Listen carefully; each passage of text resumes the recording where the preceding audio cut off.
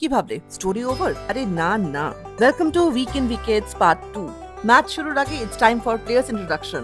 R team captain Babai, Snehasish, Gaurav, Sujoy, Shirshendu, Brinta, Digantika, Ranajit, PR team captain Nabanil, Hiran, Debanshu, Suryadeep, Aritra and স্পন্দন।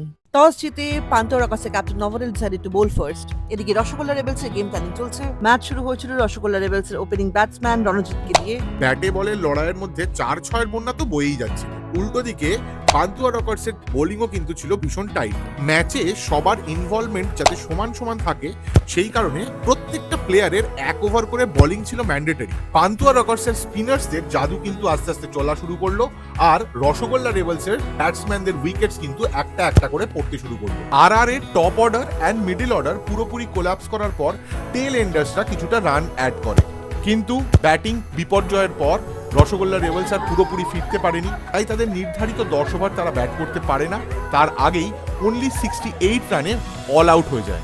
Only 69 runs chess করতে নেমে pantua রকার্সের technical অসুবিধে ছাড়া আর কোনো অসুবিধাই হয়নি।